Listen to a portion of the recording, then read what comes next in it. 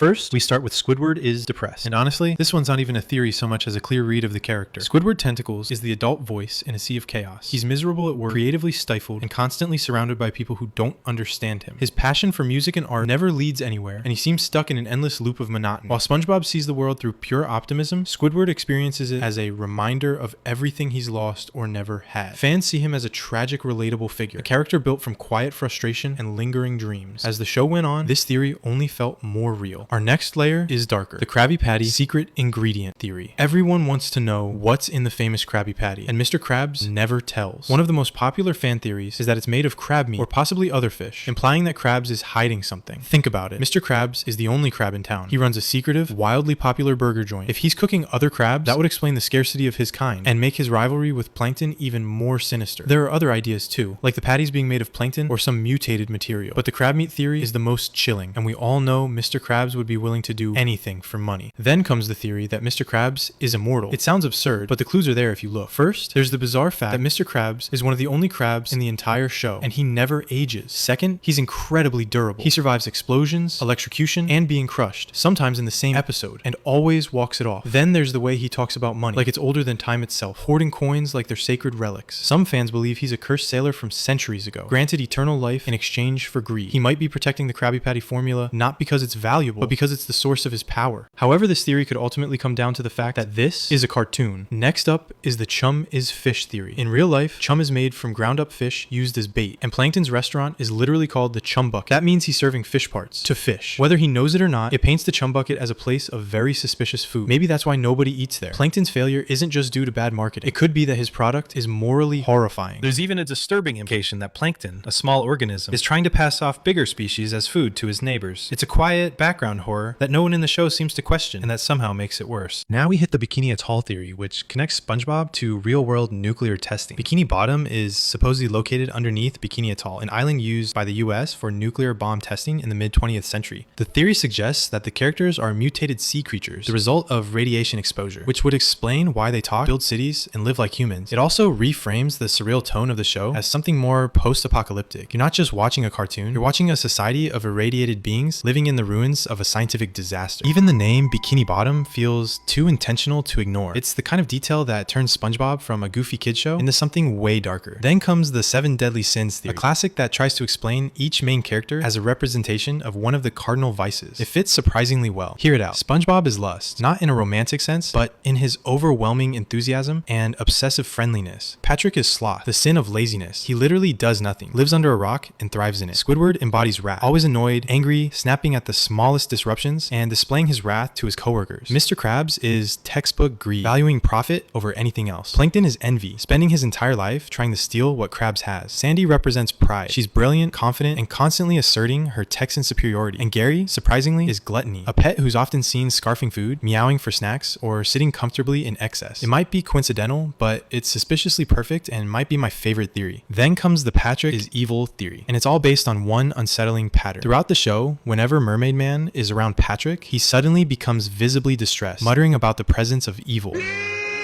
He yells evil repeatedly, hides, shakes, or breaks into a panic, and every time, Patrick just happens to be nearby. This has led fans to speculate that Mermaid Man recognizes Patrick as some kind of villain from his past. Maybe Patrick is unknowingly a former nemesis, or worse, he's faking everything and hiding in plain sight. The fact that Mermaid Man's instincts are triggered by Patrick so consistently makes the idea hard to ignore. Whether it's repressed memory or disguised menace, something about Patrick sets off the alarms of a man who used to fight evil for a living. At the very bottom of the iceberg, we arrive at the skin theory. This is where everything changes. The idea is that in Bikini Bottom, it's normal for characters to wear realistic suits of other characters, even their own kind, and no one seems to question it. There are many strange moments, such as when Squidward wears a salmon costume that looks like skinned meat. And in one of the strangest scenes of the whole show, Patrick wears a gorilla suit, but then another Patrick appears. One of them unzips, revealing a gorilla in a Patrick costume. Then the gorilla breaks the fourth wall, speaks directly to the camera, and escapes on the back of a zebra. No explanation, just chaos. That's the heart of skin theory. In Bikini Bottom, identity isn't fixed. Your body is more like an outfit. What looks like flesh might be fake. Nobody notices, because that's just how this world works. And once you start noticing it, you can't stop.